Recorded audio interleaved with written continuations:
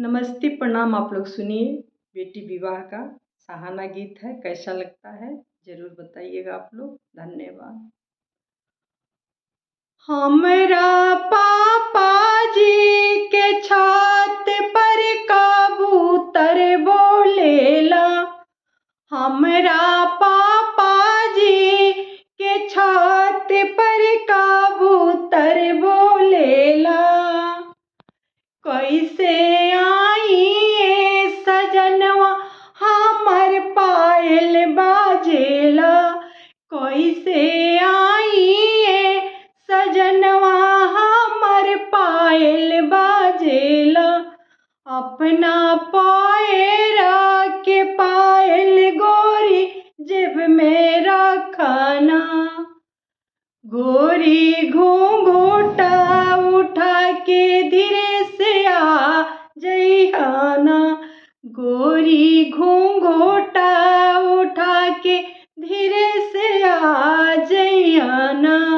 हमरा चाचा जी के छत पर कबूतर बोलेला। कैसे आई सजनवा हमर पायल बाजेला। कैसे आई सजनवा हमर पायल बाजेला। अपना पैरों के पायल गोरी जेब में रखना। तू घूंघूटा उठा के गोरी आ जइहाना।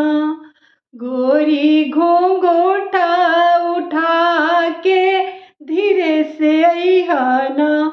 हमरा भैया जी के छत पर कबूतर बोलेला। हमरा भैया जी के छत पर कबूतर बोलेला।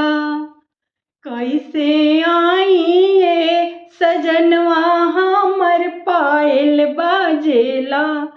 कैसे आई सजनवा हमर पायल बाजेला।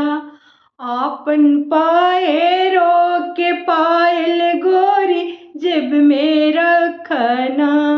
गोरी घूंघूटा उठा के धीरे से अइहाना। गोरी घूंघूटा उठा के धीरे से अइहाना। हमरा पापा जी के छत पर कबूतर बोलेला। हमरा पापा जी के छत पर कबूतर बोलेला। धन्यवाद दोस्तों।